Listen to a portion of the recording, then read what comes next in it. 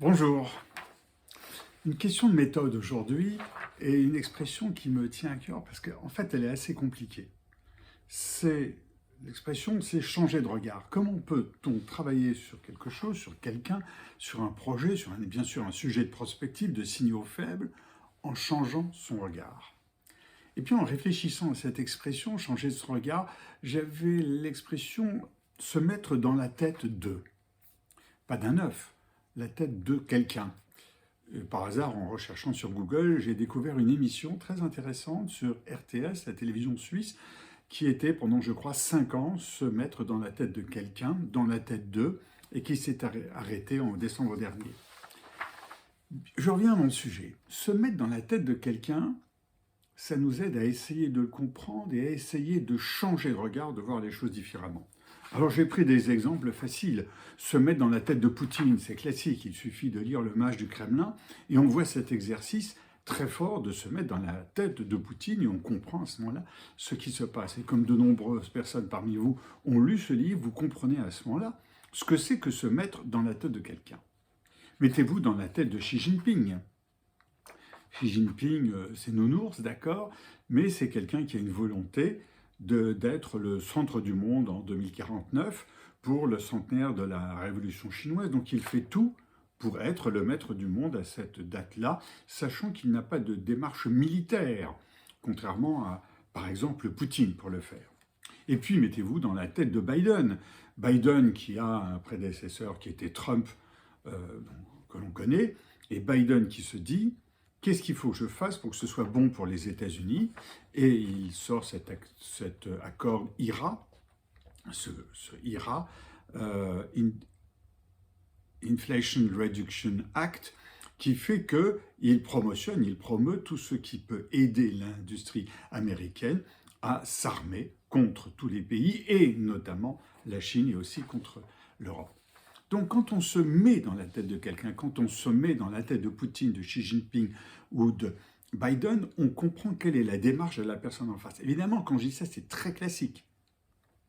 Mettons-nous dans la tête d'un Mexicain, d'un Brésilien, d'un Ivoirien, d'un Nigérien, peu importe, ou d'un Australien, quel est son intérêt à lui, qu'est-ce qu'il va faire.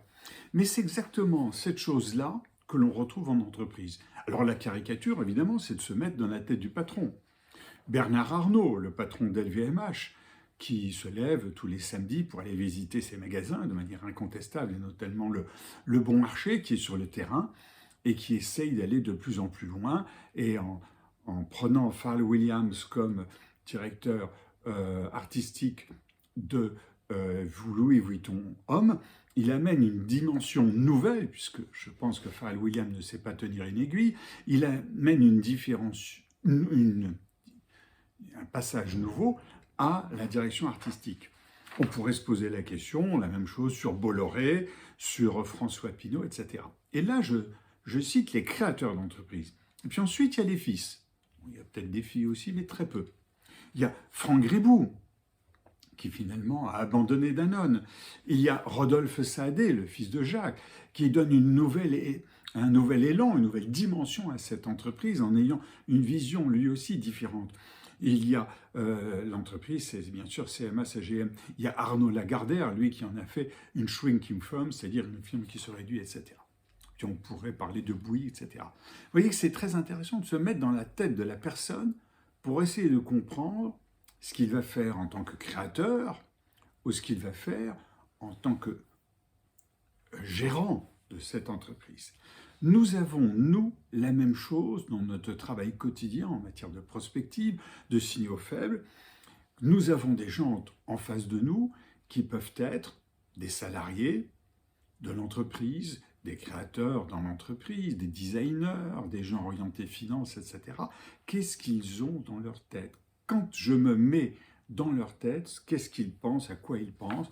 De la même manière, quand je pense à un actionnaire, je pense à un concurrent, qu'est-ce qu'il a dans sa tête? Et le concurrent, c'est particulièrement intéressant de l'observer, ce qu'il a lui dans sa tête par rapport aux annonces qu'il fait passer, par rapport aux communications qu'il fait passer. Donc, se mettre dans la tête de quelqu'un, se mettre dans la tête d'un client, du consommateur, etc., changer son regard pour déplacer notre point de vue et voir les choses différemment, j'avoue que pour moi, dans mon exercice de prospective, dans mes exercices de signaux faibles, c'est particulièrement parlant et c'est particulièrement positif. Je repars en plongée. À bientôt.